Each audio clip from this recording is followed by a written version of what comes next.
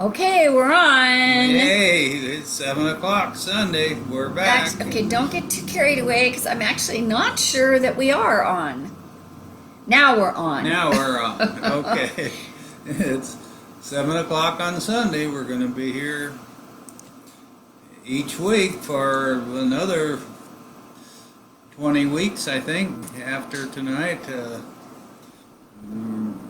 It's been one of those nice dog days of August, or is that what the What dog is a dog day of August? Hot. Look at our dog. He don't hardly move. Ask him what a dog day is. Oh, is that what it means? Let's not go for a walk. Let's take a nap. But we've been really lucky because it is cooling down at night, and oh my goodness, that makes a huge difference in a big old house like this. Yes. Makes a big difference. So,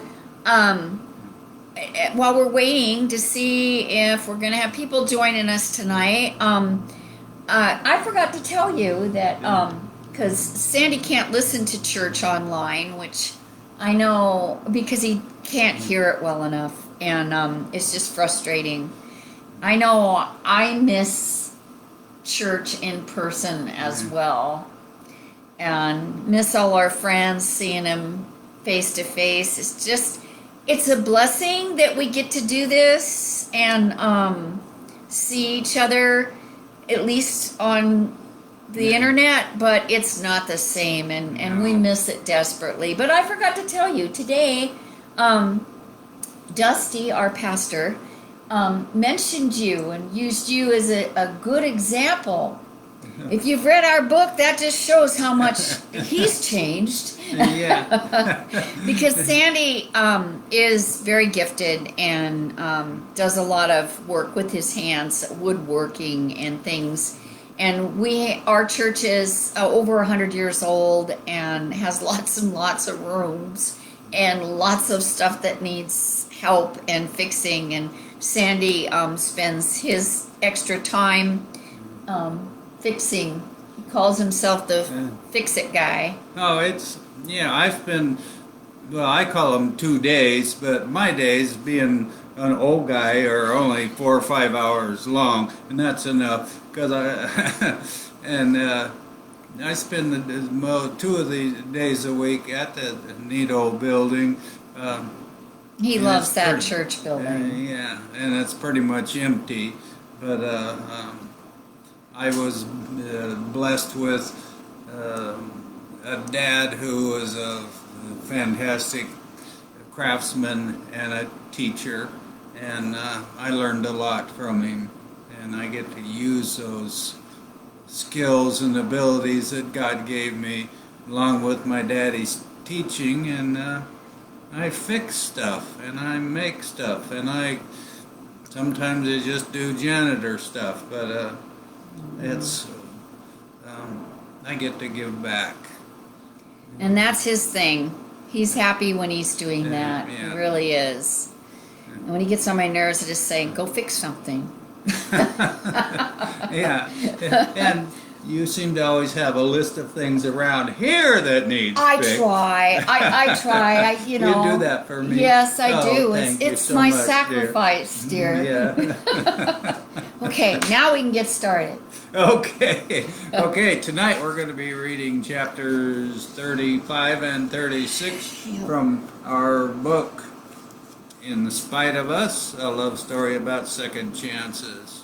So if you haven't got a copy of this, you can get them just about any bookstore. And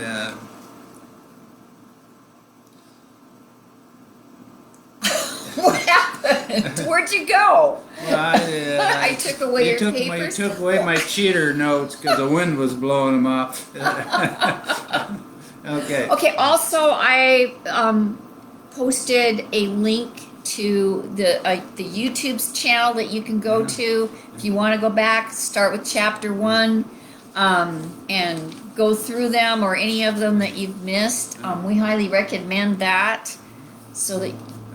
And then ever so often, every couple of weeks, we're going to be giving away a copy of this book. Chicken Soup for the Soul, 101 Feel-Good Stories. Laughter is the best medicine. And my favorite author, Mrs. Deb Palmer, has a story in this book, and it's one of the great 101 stories in this book. And we'll be giving another one away. And to be eligible, you just need to post this on... No, share it. Share it. I'm the untech guy here. Yeah. You need to share it on Facebook or YouTube. No, yeah, share it on Facebook, and it doesn't have to be live when you do it. You can do it later, and we check on those, and then we add your name to a list, and then we have a drawing. Yeah. Okay. And before we start each week, I read a review of our book, and this week's review is is an Amazon review, and it's by a lady named Shauna, and its review says, authentic, vulnerable, messy, and beautiful. I love that this crazy, messed up, passionate couple share it all. Although there were times I thought, oh my gosh, can't believe I'm reading this. Their vulnerability and honesty in telling bits of their lives that are honestly sometimes cringeworthy, kept me reading and wondering how they would get from where they were to wherever they were going to get. Absolutely loved it. I'm a major reader and will totally drop a book if it doesn't fit what I want. Never drop this book. Thank you for that great review, Shauna. And, Yes, so, we really appreciate those. They mean a lot to us. And so, with no further ado, we will, Deb will be reading chapter 35. Now I have papers blowing all over. We have a window air conditioner, and we put the doors shut in this little room because it is 100 degrees today. So, okay. So I'm going to be reading from chapter 35, but my notes I had are gone. Do you know where they are? No? Uh-oh. Okay. So you do a song and dance while I find them. No. I thought I had them in the book. Oh, is that it? I found them, I think. I got them. You got them? Yep. You got 'em. Okay. Okay. Every time we have one of these moments, I remember that my son told me, that's okay, Mom. That's what the live is about. It's real. And guess what? We're not perfect. No. Not even close. No. Okay, so the chapter that I'm going to read tonight, chapter 35, is, first of all, I've quit smoking. And I don't think anybody's going to understand this who doesn't have addictions to the level that I could take them. And smoking was one of my worst. I was just a terrible smoker. The only place I didn't smoke was in the shower. And I think I might have even tried that a couple of times. It was a constant thing. I was a chain smoker. It was my best friend. So if you were with us last week, my lung collapsed, and I was in the hospital for about a week and had tubes coming out of me and all this stuff. And my children and Sandy asking me to please quit smoking. I had the patch. And God knew it was going to take all that to get me to quit smoking. And so I am in that withdrawal stage. And so that's the good news, okay? But this chapter is also about my, this is my last drunk, okay? And that's what this chapter is about, which is good news as well. I will say that I didn't know it was my last drunk. I think the conscious decision to never drink was just too much. And that's the case with many people.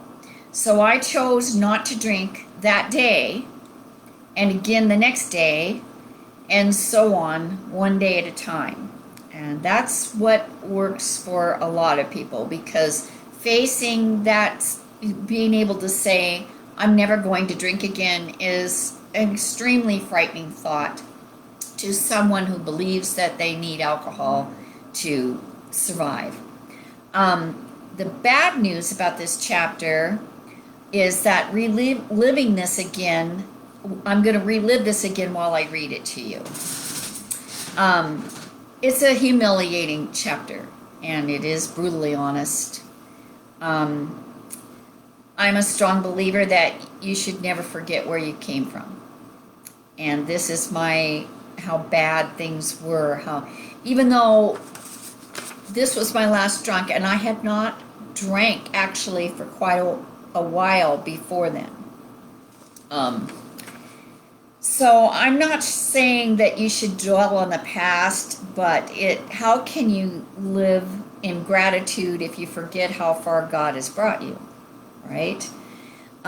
Reading this refreshes my amazement of God's grace for someone as undeserving as me. And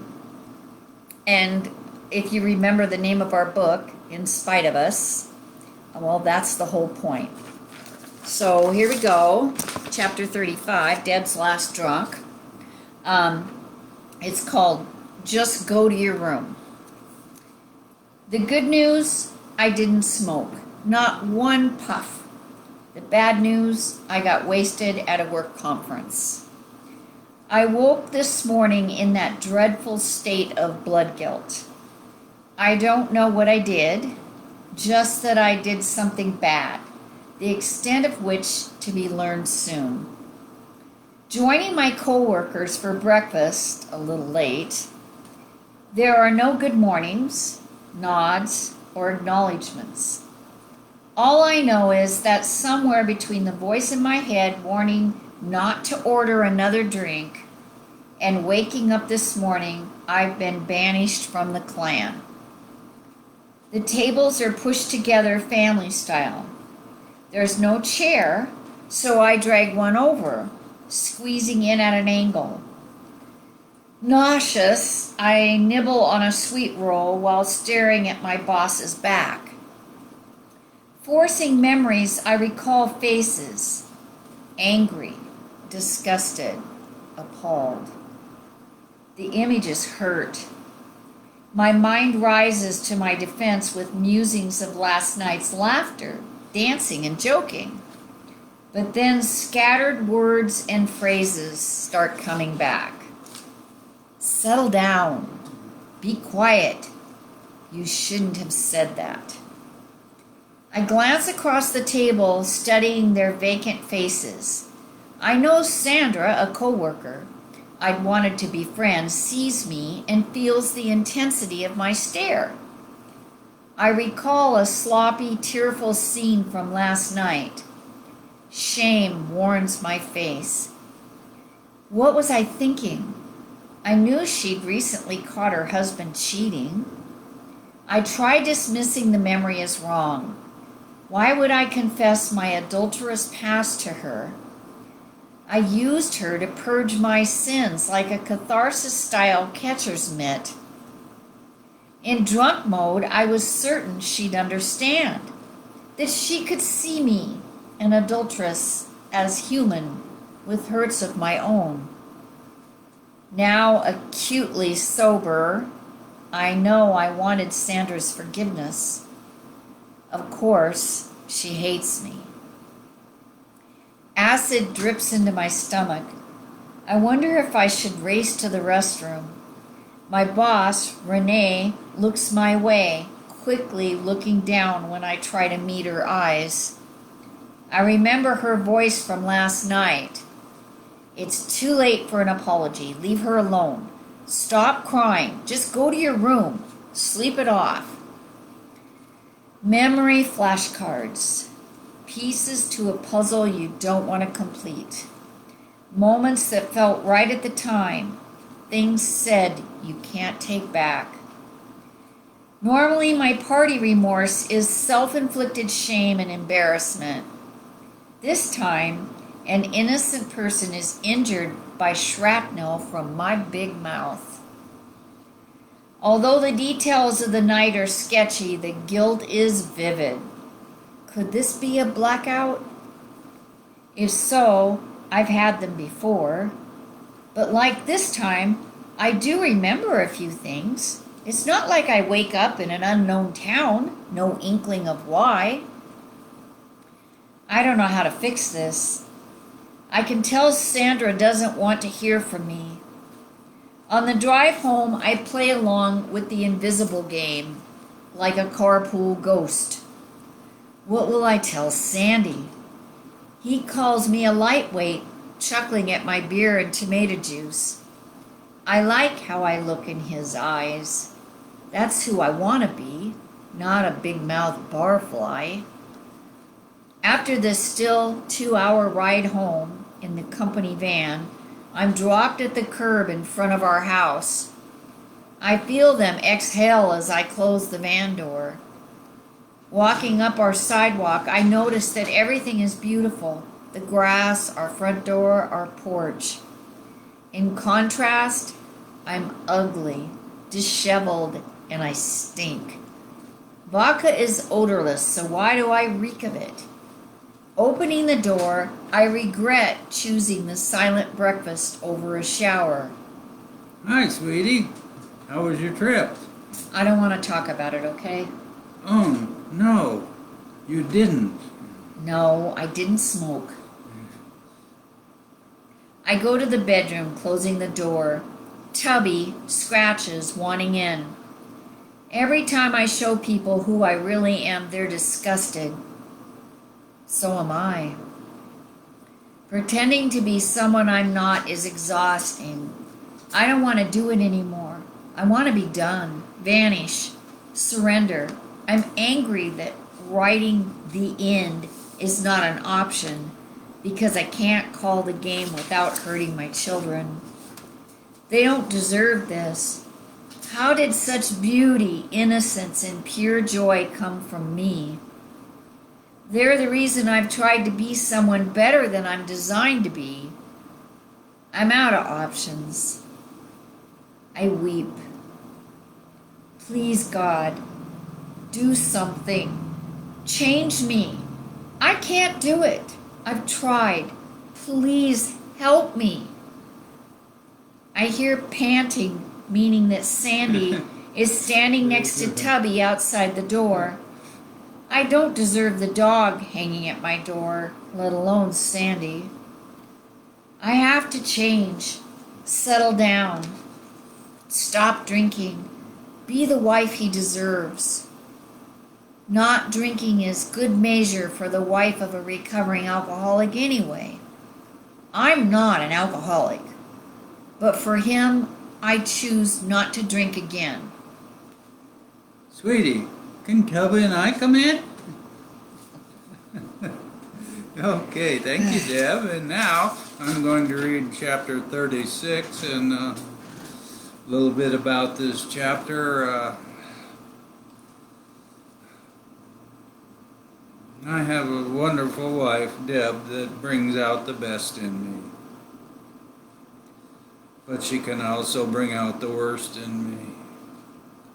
And I become sometimes a person that I loathe. My language, my actions, my attitudes we do some great things together.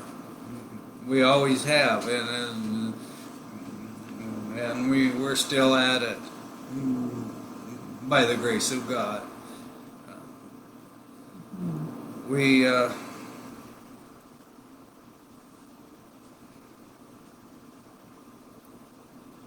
I just went brain dead. I'm sorry. You were thinking about all the great things we do. Yeah. You laughed. Not the cruddy ones. Yeah. And so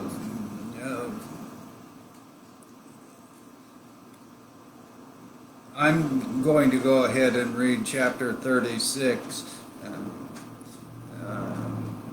for my sake is the name of the chapter. If I ever had a polygamous fantasy, it died. I can't deal with the two wives I have now. One is smart, sound, sweet, kind, and loving. The other is irrational, unpredictable, nasty, and crazy. When I approach the one lovely lady they reside in, I never know which one she'll be. Tonight, I walk in after work, welcomed by the smell of warm bread, music playing, and a come-take-me-now kiss. Somewhere between the dishes and kids going to bed, the other personality morphs onto the scene. I'm reading the paper, thinking about what's coming later, when a guttural cry wails down the hall from the bedroom. I race down the hall expecting masked men, a gorilla, or at least a big spider. Deb is hunched over her typewriter, sobbing. What the hell is wrong with you? I can't do it. Tomorrow is deadline. I can't write anymore. I can't do anything. I sit on the bed amongst crumpled wads of paper and tear-sopped tissues. What does she want me to do? If writing the column for the newspaper caused this much grief, she should quit. They don't pay much anyway. Say something. You know I'd rather be slapped around than ignored. I hurt. Say something. Anything. You're nuts!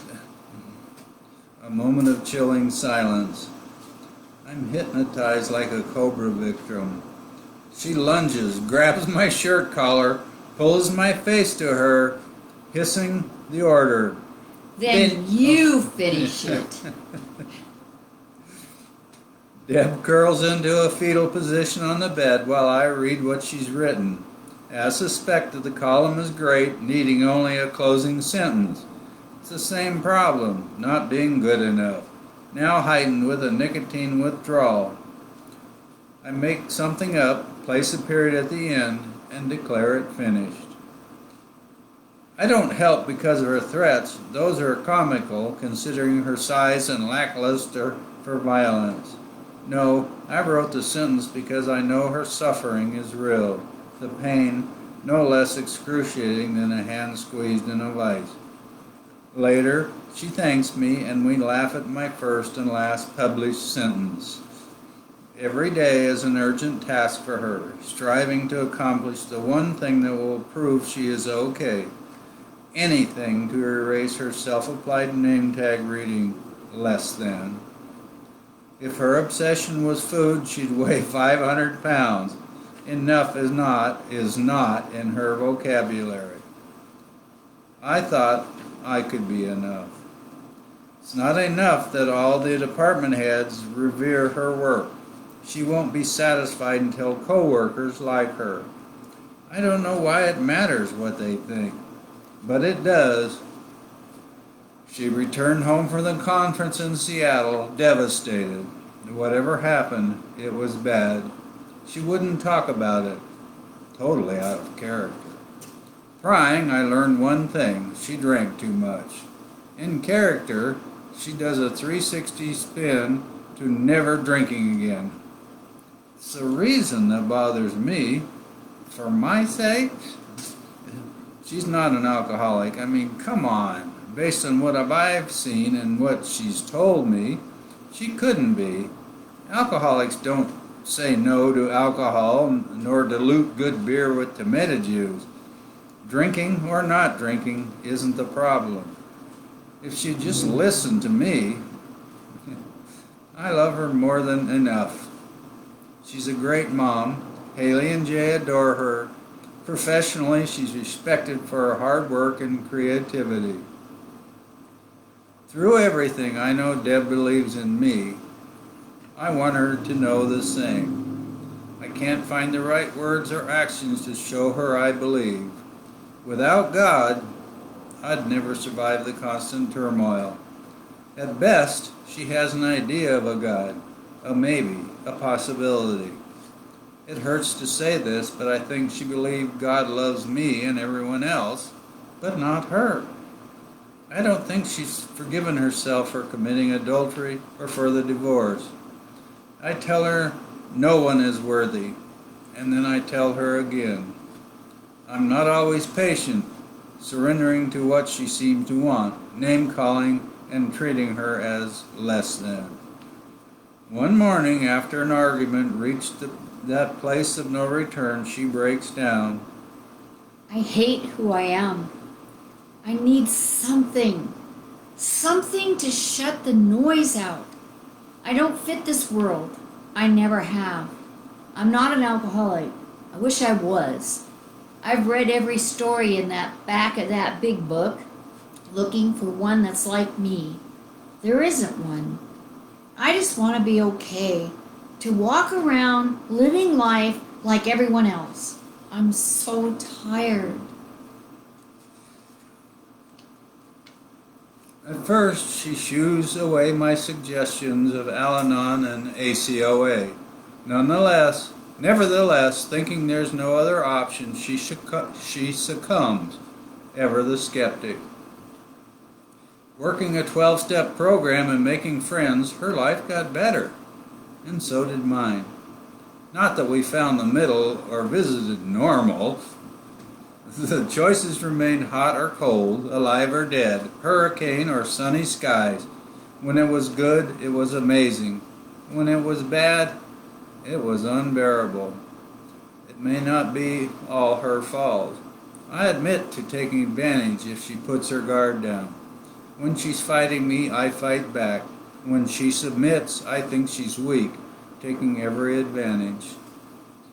I'm in love with a feisty Irish redhead that not only hits back but often throws the first punch. Women who keep quiet, patting themselves on the back for being good, turn my stomach. Watching Deb work the program vigorously and in vain is painful. Serenity prayer, key word, serenity. She loves the word, what it means, how it sounds. She gets lost in the application. She strives, treating serenity like any job. At work, she earns promotions, collecting kudos in a massive jar impossible to fill. She went after a title, Public Relations Director, a position she practiced until they couldn't live without it. Unsatisfied, like an addict, she lives for her next fix, more potent than the last. With no bigger and better in view, she quits. And now, we have a shingle hanging on our door. Palmer Business Communications. To Deb, freelance means working around the clock. The sign should read, extremely talented lunatic for hire.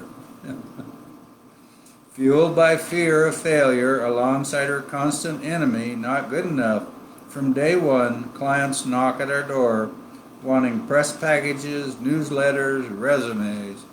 She hustles to please, saying yes to everything. A note to your wife, why not? And sadly, the business is booming. So why wouldn't she go after serenity the same way? With my own addictive tendencies, I get high by association. Deb is my rush, my cocaine, my amphetamine, my glowing shot of black velvet. When we're not in catastrophic mode, our marriage is intoxicating. We purchased a home, meeting both our styles, a 2-story craftsman with dark woodwork, 10-foot ceilings, leaded glass windows, and a big front porch.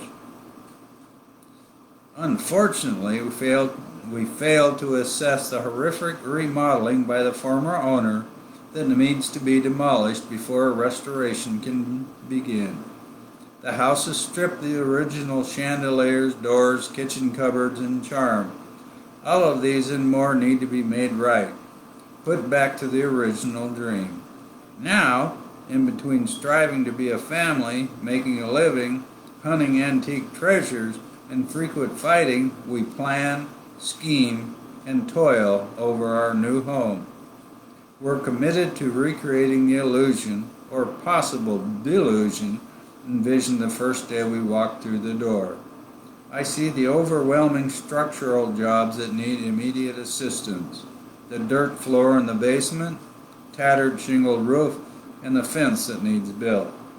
Deb sees a library office with floor-to-ceiling bookshelf and rolling ladder, French doors, and restoration of the hardwood floors hiding underneath a carpet resembling a three-toned cow. It's not that I can't say no to Deb or even that I want to. It's more that I end up excited by her vision. Even my dad, an accomplished carpenter whose fingerprints are on hundreds of Yakima Valley homes, is under Deb's foreman spell. So forget the dirt floor in the basement. Let's build that library wall. Working with Dad on our home, designing and building together is rewarding. He may be a little slower now that he's retired, but his skill is as sharp as ever. With Deb, I'm a great guy rising to challenges, loving deeply, living fully.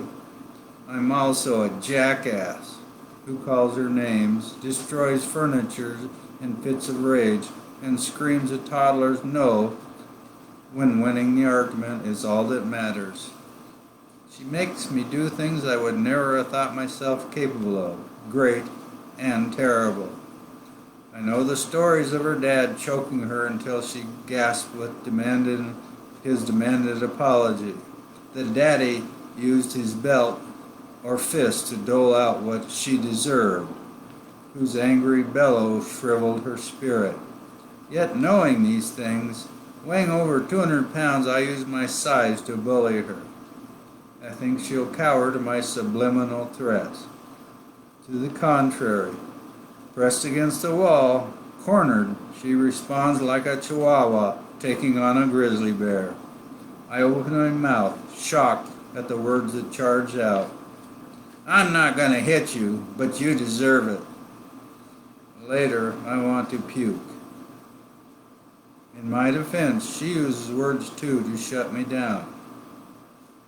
I use what I have available.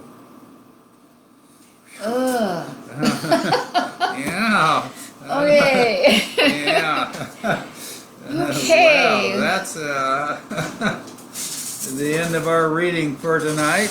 Remember, our book's available on Amazon, Barnes & Noble, any bookstore can get it for you. Go check it out at the library. And we'll have another drawing for another giveaway book. Not this week, but next week or the week after that one. And remember, you gotta share it on Facebook. Right. To be eligible for the drawing. And Okay, that's great. we'll be back next Sunday night at 7 o'clock. See you next week. Yeah. All right. Good night, everybody. Thanks.